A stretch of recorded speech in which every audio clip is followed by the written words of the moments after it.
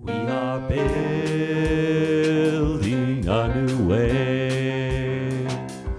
We are building a new way. We are building a new way, feeling stronger every day. We are building a new way. We are working to be free. We are working to be free. We are working to be free of hate and greed and jealousy. We are working to be free. We can feed our every need. We can feed our every need. We can feed our every need. Start with love, that is the seed. We can feed our every need. Peace and freedom is our cry. Peace and freedom is our cry. Peace and freedom is our cry. Without these, this world will die. Peace and freedom is our cry. We are building a new way.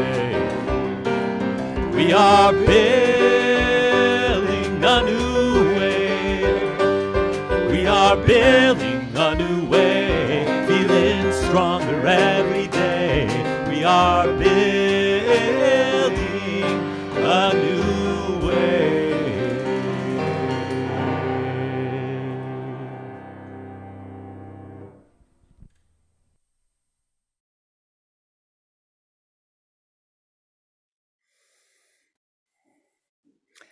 Good morning. It's wonderful to see the room, what I would call full. Not full like we really know it is, and well, it will be, but thank you all for being here. And welcome to the Unitarian Universalist Community of the Mountains, right here in Grass Valley, California. And we add that little bit because we have people joining us by Zoom who happened upon us and have no idea where on the planet we are, and we're right here in Grass Valley, and we love it here. As we continue this month of exploring what it means to live with intention, I know of no other life that better exemplifies that living with attention than the life and work of the Reverend Dr. Martin Luther King. If he were still with us, we would have celebrated his 93rd birthday yesterday. His life and his work challenged deeply seated beliefs held consciously or unconsciously by many, that by too many, that equal rights for all dangerously, badly threatened the well-being of Americans who looked like our founding fathers. That no action, they believed so strongly, they believed that no action could be considered unjustified to deny those rights. So, of course, we celebrate his life and work, but we cannot stop there. His work is not done, and our celebration is a sham if it does not include lifting up his passion and his courage, generation after generation, if necessary, to make freedom and justice for all a reality in this country. So, happy birthday, Dr. King. How you must weep to watch America today. Here in this sacred place, we offer our gifts of intention to take up your work, each in our own way, to stop the fear-fed tide of desperate hatred that threatens all we hold dear. My welcome today is heartfelt and somber and sacred. My welcome, my invitation is for you, for you, for you, for you. Be you young or frankly old like me, you with brown eyes or green eyes or gray eyes or blue eyes or anything in between, you who pray or don't pray, regardless if you enjoy the ease of well-being in physical and body and spirit, or have challenges in those areas, regardless of whom you love, you are welcome here. Because you see, none of those things really matter. They don't matter when we come together in support of each other's growth to be who we are meant to be. So, dear friends, you are so welcome here. Travel with me today. Allow yourselves to be touched, to be moved by what we share together. Drop in, if just for a moment, the cost of silence. The cost of silence, when our voices could be joined together in the love-fed tide, to quench not just the violent efforts to destroy our democracy, but to quench the fear and unmet needs of those who allow themselves to be used as soldiers in that bitter battle. Thank you for being here today. It matters to me that you came.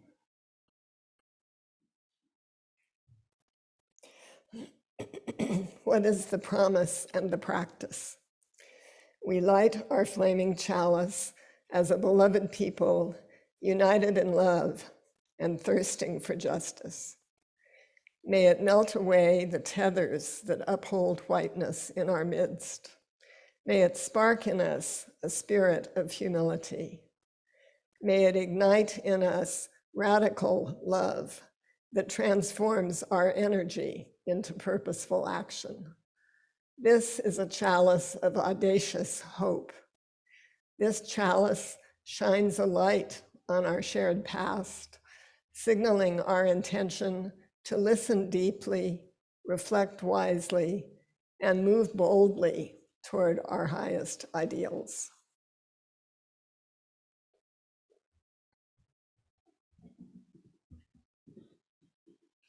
We invite those of you at home who have a chalice to light your chalice now.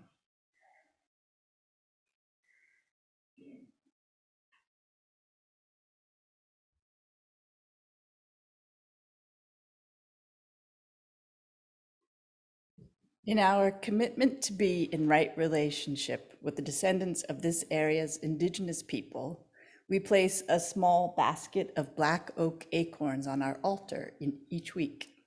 In doing so, we acknowledge the Nisenan people are still here among us today, although nearly invisible after generations of erasure and exclusion from California's history. We understand that we are on Nisenan land that was never ceded, and the original tribal families have yet to recover from the genocide of their people. As residents or visitors in Nisenan land, we support the Nevada City Rancheria Nisenan tribe in efforts to stabilize their people, as well as the campaign to restore tribal sovereignty through federal recognition.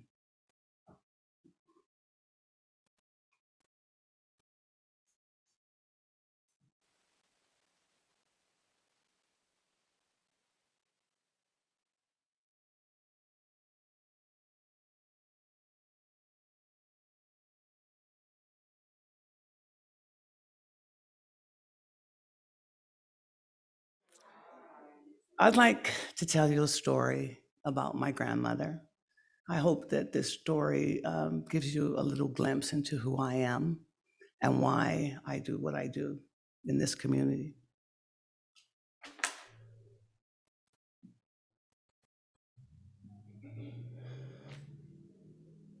Alfred Keyes, my grandfather, was the youngest of 7 children.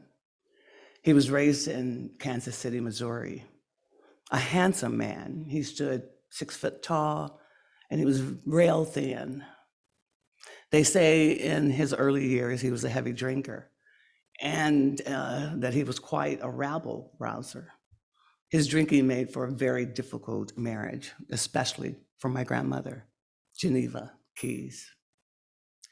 Geneva, called Mother Keys by most, was a tall, large-busted, graceful, good-looking woman, even up into her years.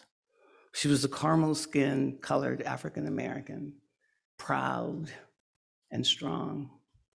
Her smile and her presence were what people first noticed about her. Her fingers, I noticed her hands. Her hands were small, and her fingers were bony. Not what you'd expect from a woman of her stature. But those hands, oh, were they strong, just as strong as they were gentle. Mother Keys, to me, simply was grandmommy. She was a religious woman, even though she could only read to about the 5th or 6th grade level. She was devoted to her Bible, ever ready to share a scripture that she had remembered for any situation. While they were still in their teens, my grandmother and my grandfather met, married, and settled into life in San Diego and began having children. Lots and lots of children. They had a total of 19 children in total. Why so many, right? Well, to feed and house their growing family, granddaddy, and later those children who were old enough to carry a bag of cotton in the cotton fields. They worked long and hard hours. Remember, this was Jim Crow period. This was a time when Blacks had very little to no opportunities. Picking cotton in the fields put food on the table, and it put a roof on over their head. And the more hands in the field, the better. Throughout those years, grandmommy helped in the fields when she could. Oftentimes she had a baby. She was carrying a baby on her back. Years and many children later, and many grandmommy prayers later, my grandfather found Jesus.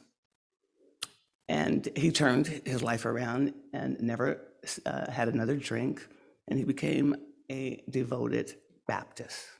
In fact, the pickers in the field started calling him the cotton preacher because he was known for preaching the gospel, leading hymns, and praising the Lord. It was not uncommon to have him and all of the workers in the field singing spirituals. They lived in San Diego for years until they felt forced to leave. One evening, grandmommy was in labor. She was at the hospital having her 16th child. She overheard the doctors saying, they were in another room, and they were saying they were going to fix her. She didn't want that. The baby was born that night, and she and my grandfather picked up their sleeping little baby and climbed out through the hospital window. Waiting for them around the corner were 5 or 6 cars driven by church members, ready to shepherd them and all of those kids out of town. They ended up in Bakersfield, where a year or so later, they had their 17th child, who they named Bonnie, my mother. Grandmommy was the foundation of our family. She was the rock.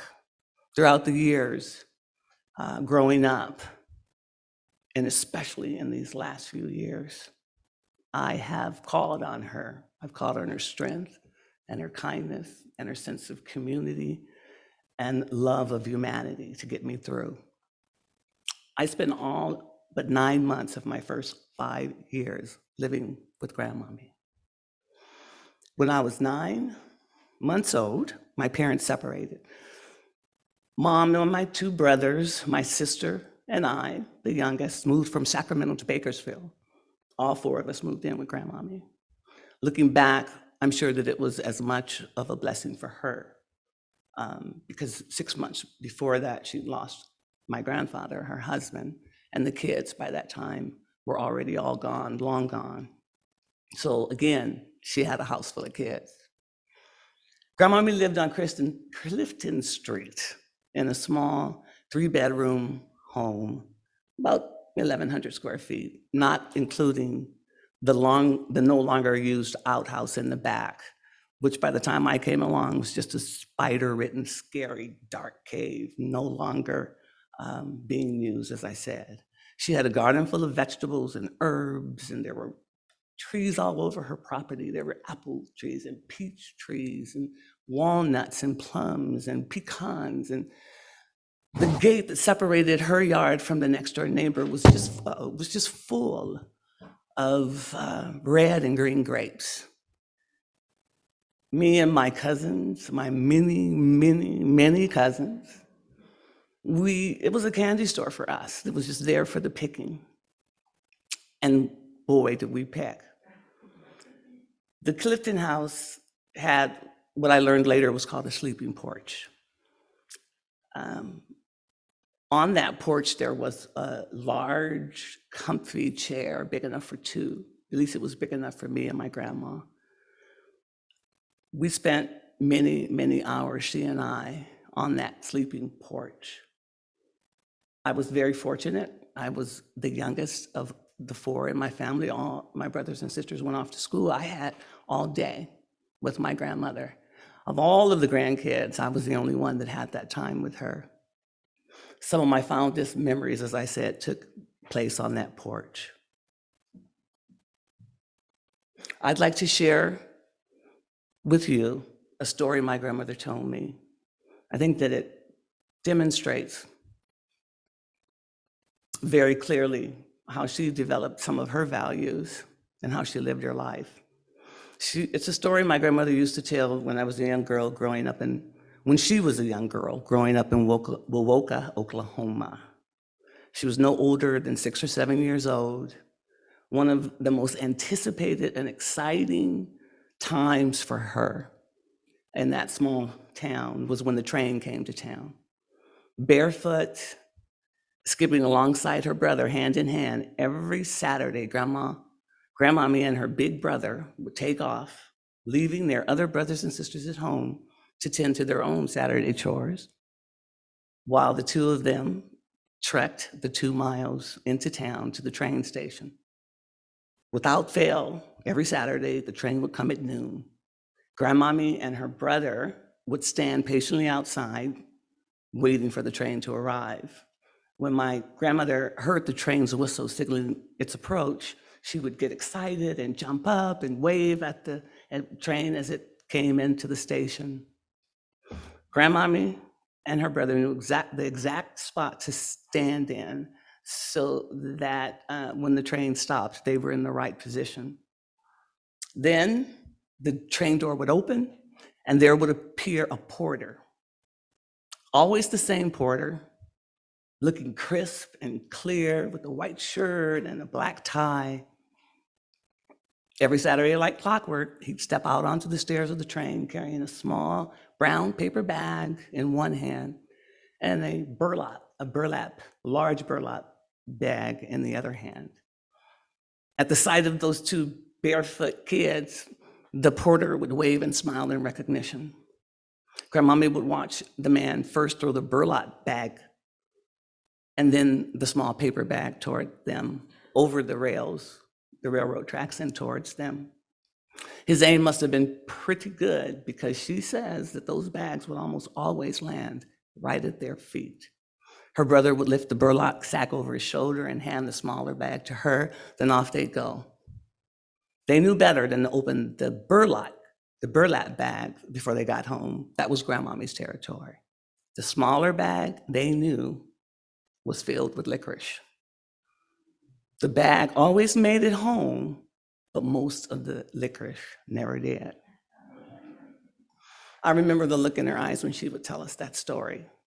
She would giggle and laugh like a child when she recalled, having licorices that her brothers and sisters didn't get to have. Grandmommy never forgot that porter and his simple act of kindness and compassion, nor did, nor what and how much that bag of potatoes and sugar and flour and sometimes even meat meant to her and her family. That gesture, the kindness of that porter, meant that in the Keys household, there would be less nights going to bed hungry. Which brings me back to that sleeping porch. As I said, I was with my grandma a lot when I was younger. We spent so much time on that porch, and I remember so many times that I cannot count friends knocking on the screen door saying, Mother Keys, I don't have any food. Do you have something? Do you have something you can give me? Or Mother Keys, I don't have a place to stay tonight. Can you let me sleep on your sleeping porch? Where she had a double bed. Usually it was where she and I slept, and my mother and my sister slept in the second bedroom, and my two brothers slept in the third. But there was never a time that she said no to food, to her friends, to strangers. Sometimes strangers would come and say, I talked with so-and-so, and they said if I got to Bakersfield and I couldn't eat, look up Miss Mother Keys. She always had food for them. She always had a place to stay. She didn't have to tell me how to be kind and how to be nice and how to be compassionate and how to recognize the humanity in other people. She showed me. And as I'm doing the work that I do in this community, it can be very draining. And when I get to the point where I don't think I can take another step, I remember Grandmommy. I remember her strong hands. I remember her quick laugh. I remember that giggle, and I remember that she just, through it all, put one step in front of the other, and she had faith that like no one I'd ever known. So when I am doing my work, not only do I hope that I, like people tell me, I look a bit like her and I walk a bit like her, but mostly I want to endeavor to live the kind of life that she led. And I think that it is a life that we can all look up to and aspire to. Thank you.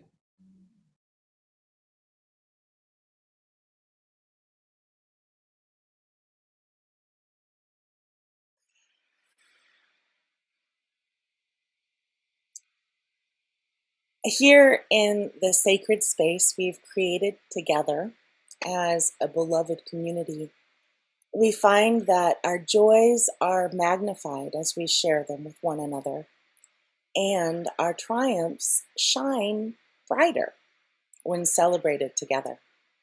In the same way, the burden of sorrow may become easier to bear when shared, and shattered hearts can mend better when tended together.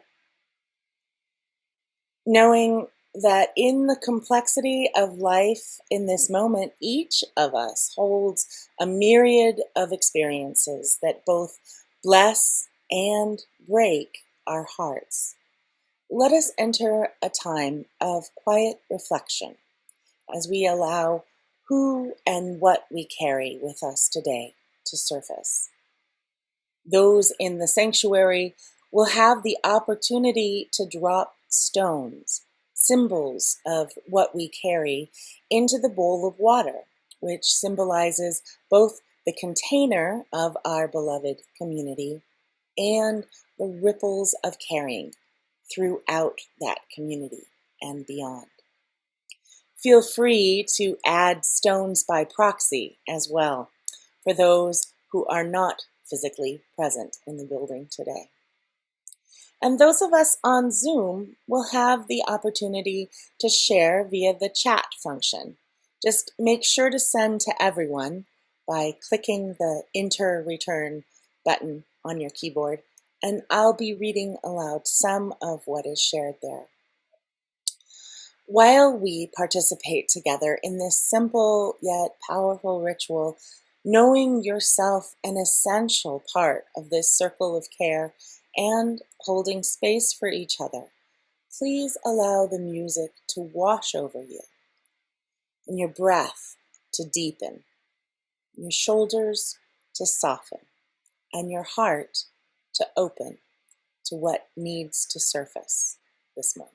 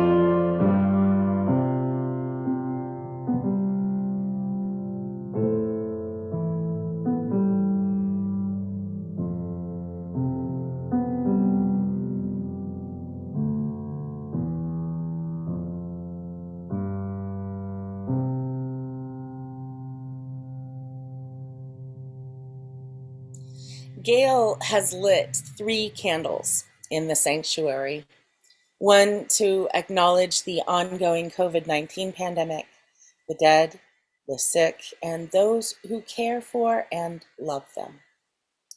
One for those whose lives, like those of their ancestors, continue to be impacted by the systemic racial inequality endemic in our country. And one in honor of the birth and life of Martin Luther King Jr., who would have been 93 years old yesterday, who famously said that darkness cannot drive out darkness, only light can do that.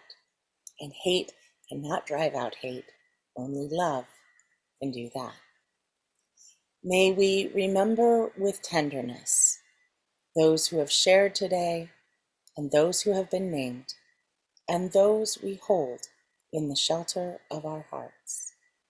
May the peace and love of this beloved community that we both draw upon and contribute to in a never-ending flow be a comfort and a light in these dark times.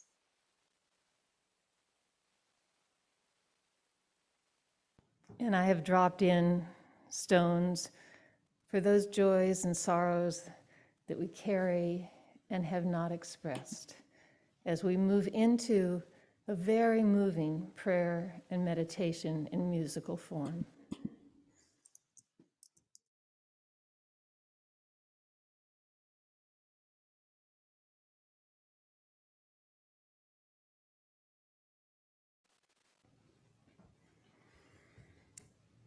Perhaps you, like at least a number of us follow the daily thoughts and sharings of Heather Cox Richardson in her Letters from an American. Heather is a historian and teaches history, I believe, at American University, and every day posts some of the major stories of the day, happenings in our country, and places them in historical perspective. There was one this last week that I thought was particularly moving and appropriate for this service, and I will share it with you now.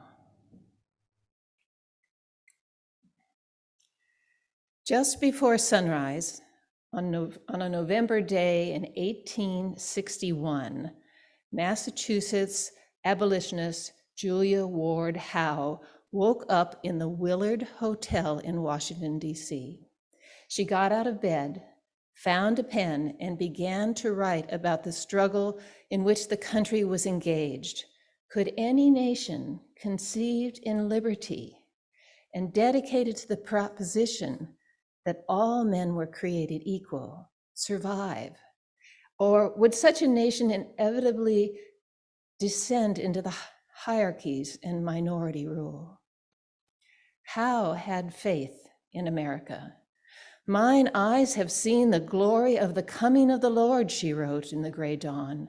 "He is trampling out the vintage where the grapes of wrath are stored. He has loosed the faithful lightning of his terrible swift sword. His truth is marching on." She thought of the young soldiers she'd seen the day before, huddled around fires, ringing the city to protect the soldiers from the Confederacy, who were fighting to create a nation that rejected the idea that all were created equal. "I have seen him in the watchfires of 100 circling camps. They have builded him an altar in the evening dews and damps. I can read his righteous sentence by the dim and flaring lamps. His day is marching on." Howe's battle hymn of the Republic became an inspiration for those soldiers protecting the United States government. And in the 4 years that it took hundreds of thousands of lives, they prevailed. Despite the threats to Washington, D.C. and the terrible toll the war had took, they made sure that the Confederate flag never flew in the capital of the United States. That changed on January 6th, 2021. We sing this historic song. Be sure to remember that the words, "the coming of the Lord," can be understood as a metaphor. That Lord is not some deity outside of us. It is the moral sense of righteousness that fuels our hearts and our actions. So join me in letting this song be an inspiration to us as it was for those young soldiers in 1861. If you are with us on Zoom, I call on you to be the ardent choir, sing out with passion. And if you're here, us in UUCM, I call on you to be the forceful orchestra. As you hum, what instrument will you be? Will you be a violin, a cello, trumpet, French horns, the kettle drums, and feel free to beat your drum, or the fifes? And so now, please join us in this most important hymn.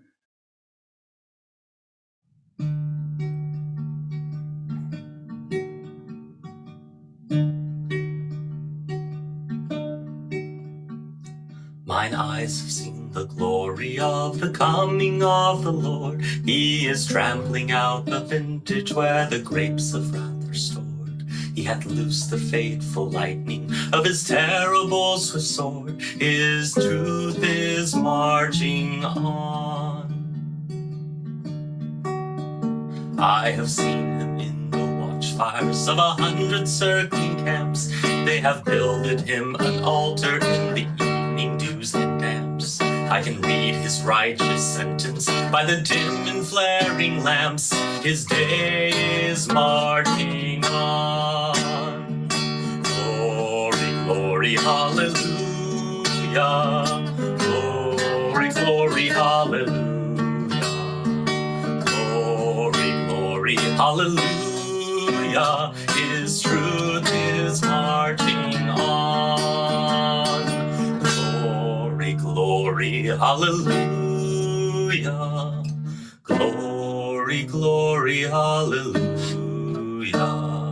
Glory, glory, hallelujah. His truth is marching on.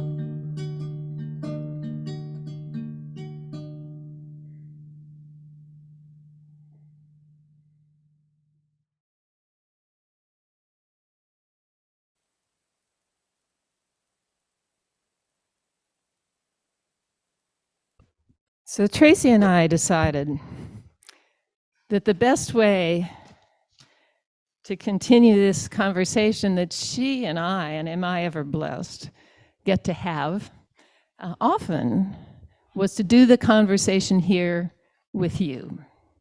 And so we're going to chat. And I have a few questions I've kind of prepared, but we'll see where it goes. So Tracy, you told me that Dr. King's family said that he wanted any celebrations of his life this year to focus on voting rights. Can you talk to me about that, please? Yes, I can. Well, Color Me Human has, for the last 4, 5, 6 months, been planning what we were calling Martin Luther King Celebration Day. And we had, secured performers, we had secured a venue, and obviously all of this was happening in the midst of voting rights being threatened.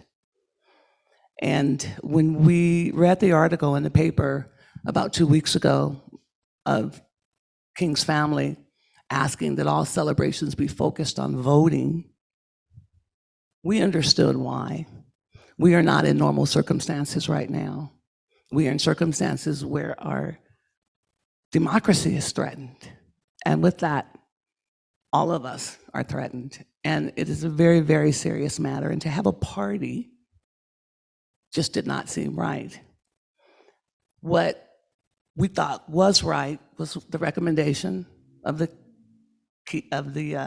King family that we raise awareness, that we mobilize, and that we activate on behalf of voting rights. And so that's where we pivoted to. We realized that this issue was just not a bit, but a whole lot of importance to us. And so we reached out, Color Me Human reached out to several organizations in the community that are working on social and racial justice issues. And we, Color Me Human, along with Creating Communities Beyond Bias and Earth Justice Ministries, are working together to create a campaign, a voting campaign, so that we can honor not only the wishes of the King family, but do right by Martin Luther King and what he wanted. Tracy, as you say that, I can't help but think, what is our role in that?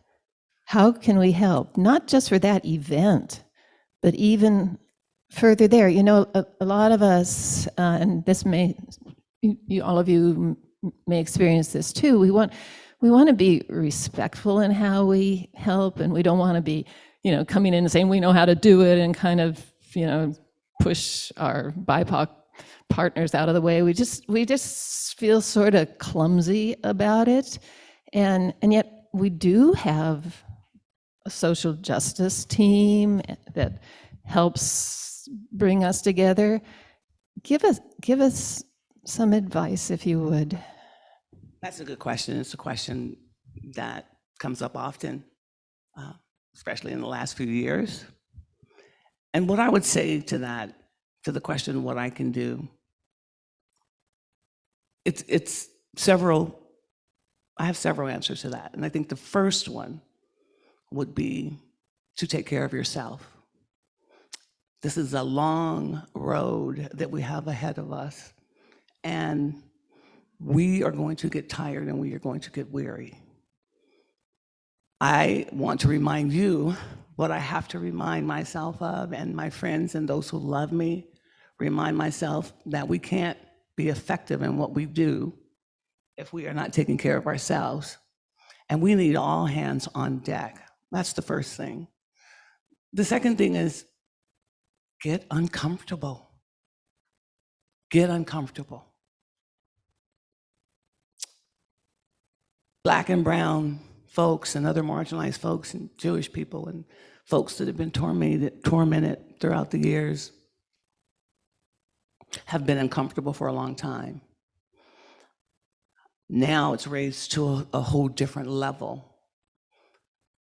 We are looking with all of the extremes, the right extremists, and slashing of our voting rights, killing of innocent people in the streets, locking up people. I can go on and on. You all know this.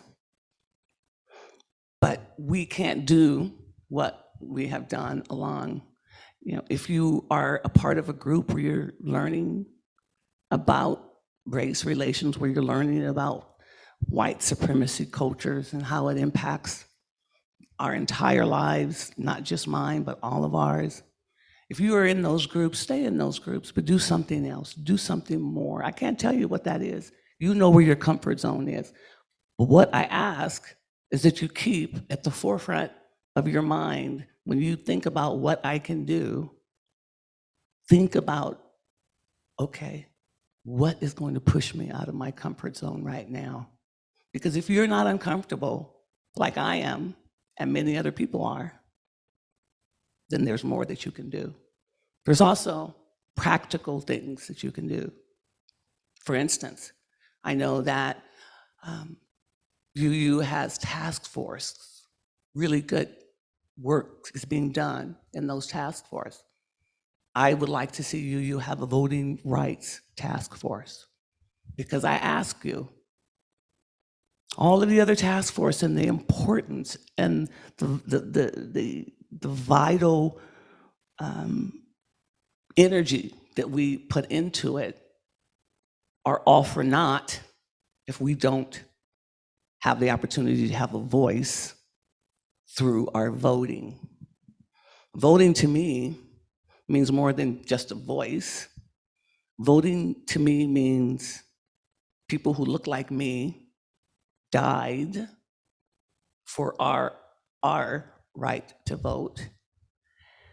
And it also means that those distant fears and not so distant fears of what happened during Jim Crow and frankly, what's continuing to happen, everybody is impacted. But those of us who are marginalized feel that stress and that strain even more.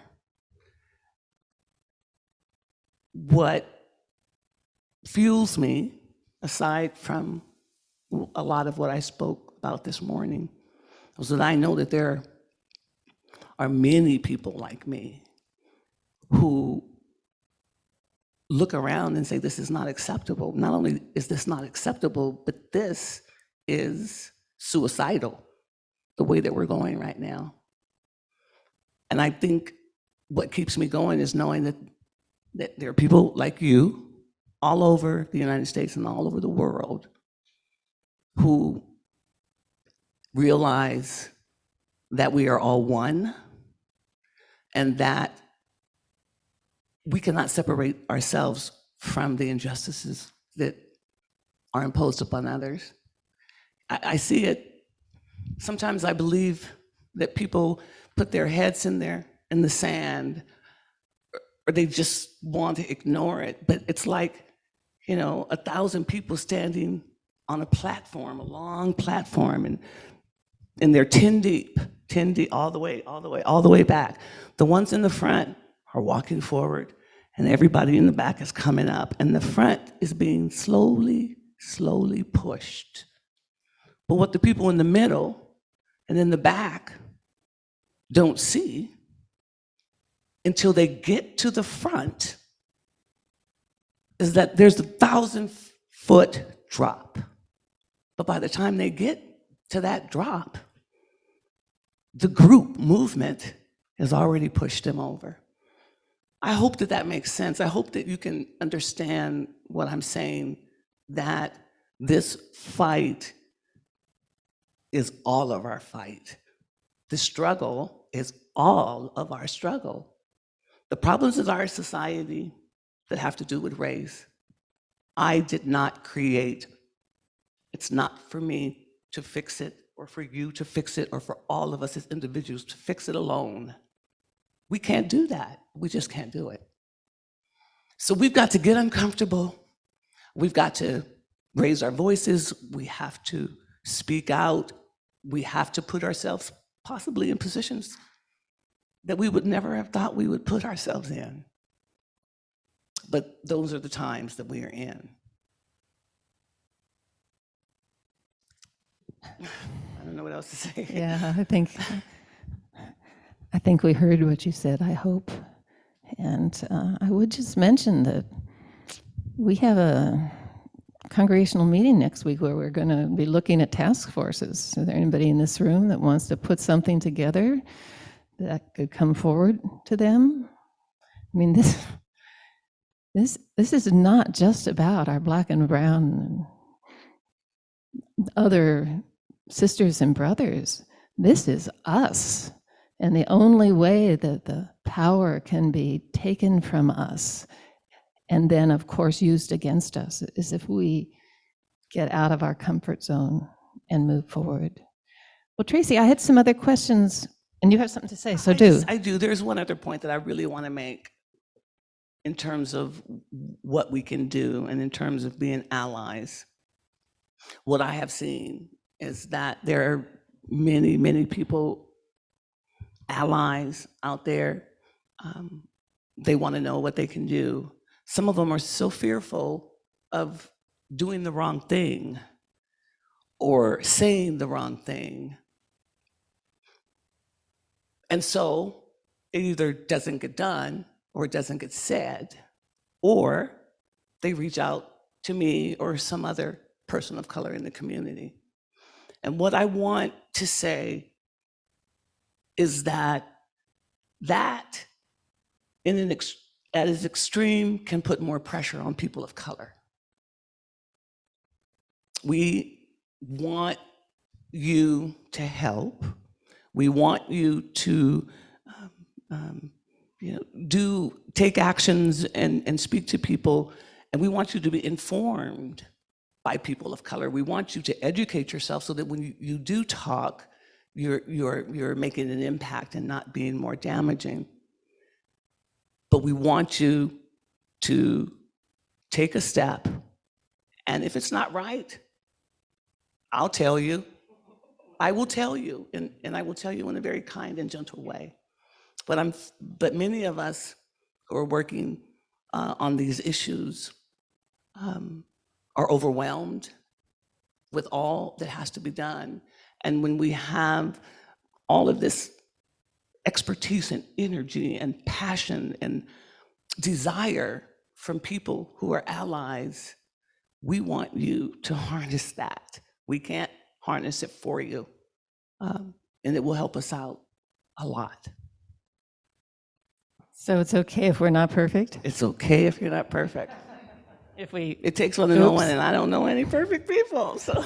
I have to tell you, I hope this is okay. We were going through the slides yesterday, and in the pre-service slide, there's a picture of a beautiful dark pink flower that says, "You're welcome here," or "You can call in," or whatever like that. And I went through it quickly, and Tracy says, wait, go back. Is that a watermelon?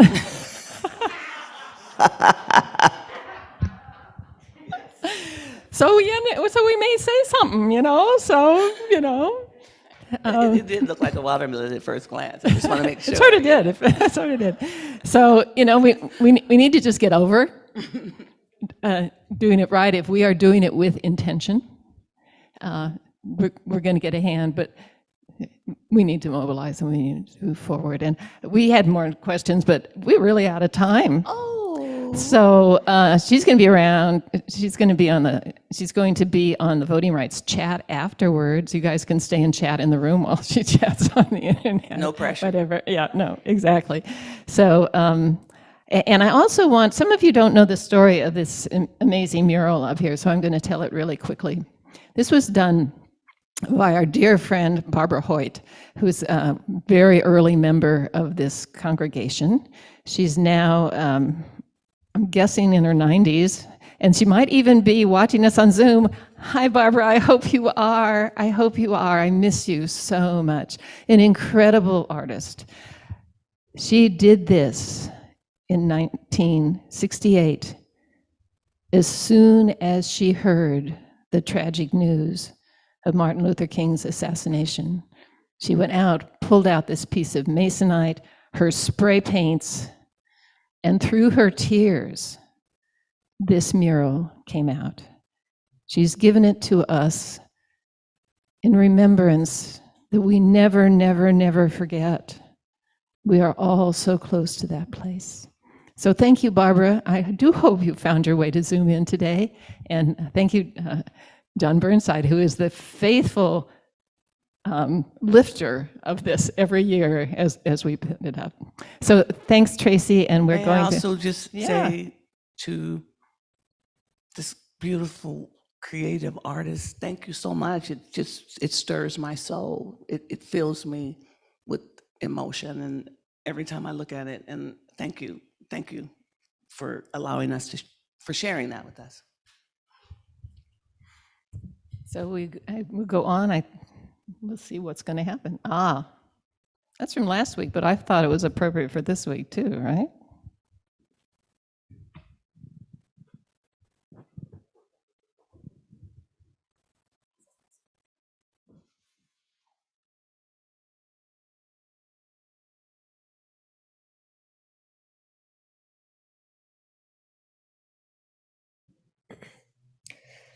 Ooh, that's a hard act to follow.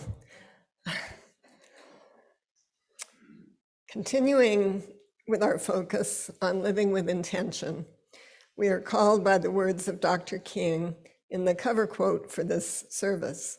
What are you doing for others? If you were here last week, you no doubt remember that we heard from people doing grassroots work in our own community, one of which is Sierra Roots. 25% of our offering this month will support Sierra Roots, whose members take a relationship-based approach in their work with homeless people. They are dedicated to listening to homeless people and collaborating with them. And I'm reminded of what Tracy just said about we can't do it for them. We have to listen to them, and we can learn to make progress in their health, self-reliance, and action plans for secure, safe homes.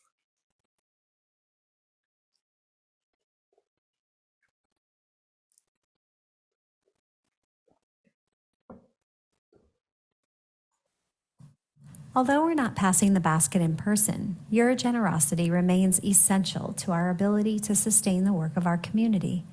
There are several ways to contribute.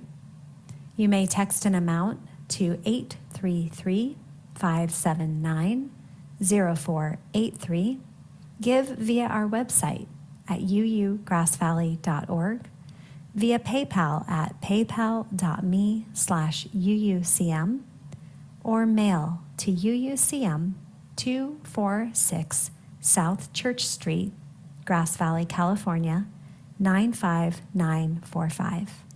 Thank you.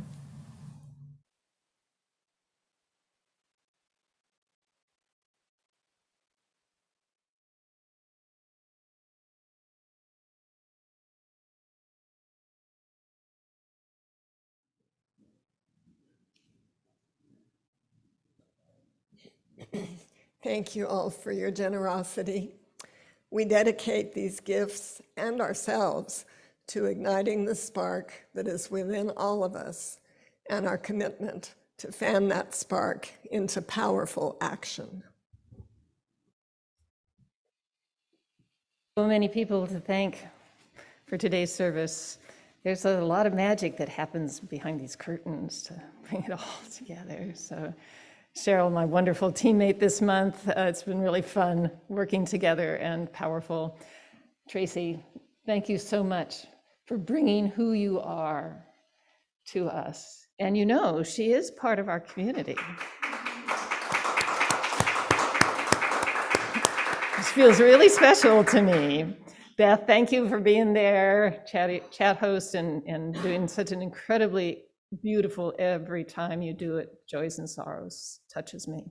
Audiovisual, we had a shrinking crew back there. They're doing really well. Steve and Bob, 3 of their members were sick today. Be prepared. Wow. Some video editing there. Jordan and Reverend Kevin, thank goodness for their skills. John Burnside, as I said, and Barbara Hoyt get credit for the setting, so powerful.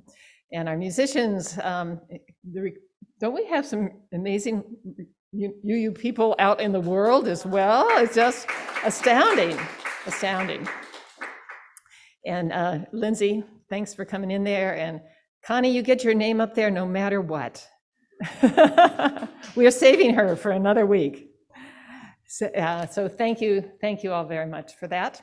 And we can go on to the next slide, which is yet another wonderful piece of music. I hope you will enjoy it. And sing along if you like. Morally, I was led to nonviolence because I felt that it was the best moral way to deal with the problem. We were seeking to establish a just society. And it was my feeling then, and it is my feeling now, that violence is certainly much more socially destructive, and it creates many more social problems than it solves. So I was led to nonviolence for deep moral reasons, and I turned to it because I felt that it was the morally excellent way to deal with the problem of racial injustice in our country. There is no freedom, the wise man said, let justice roll down when the poor cry out for shelter and bread. Let justice roll down like a mighty stream. Oh, children, don't you get weary, walk together, believe in the dream. When the way gets rough, we'll make a new way. Let justice roll down like a mighty stream. Hatred will never drive out hate. Let love roll down, roll down. Remember, our hearts can make us great. Let love roll down like a mighty stream. Oh, children, don't you get weary, walk together, believe in the dream. When the way gets rough, we'll make a new way. And let your love roll down like a mighty stream. When brutality threatens our daughters and sons, let peace roll down, roll down. May our voices rise up louder than the guns. Let peace roll down like a mighty stream. Oh, children, don't you get weary, walk together, believe in the dream. When the way gets rough, we'll make a new way. And let peace roll down like a mighty stream. Step by step, one by one, let justice roll down, roll down. They can kill the prophet, but the dream lives on. Let justice roll down like a mighty stream.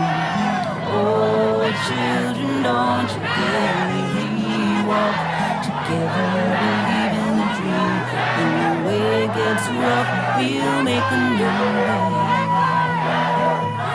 Let justice roll down like a mighty stream.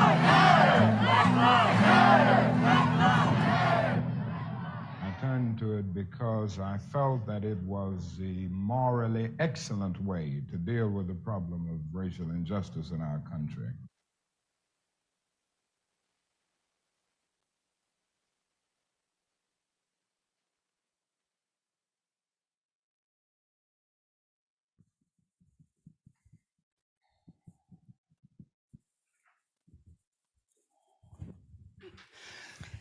If ever there was a time for a candle in the darkness, This would be it.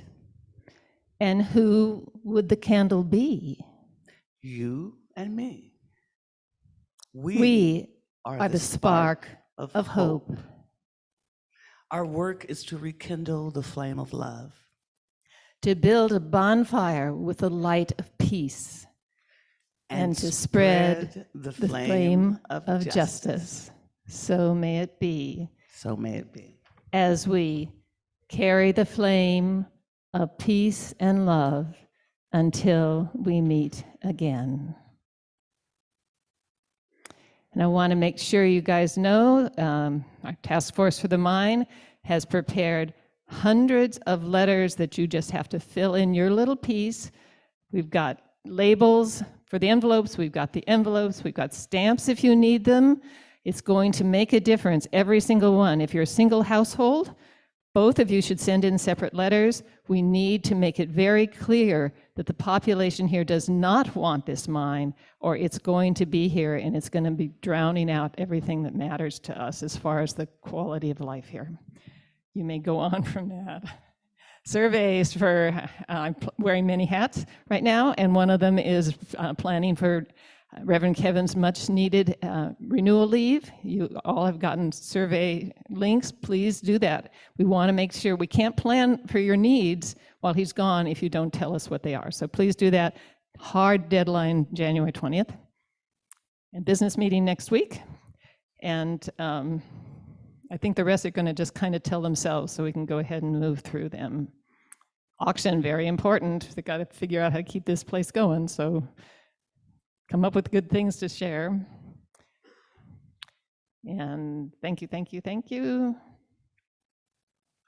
Next Sunday, what's your word? If you don't know what that means, tune in, but one word to lead your year.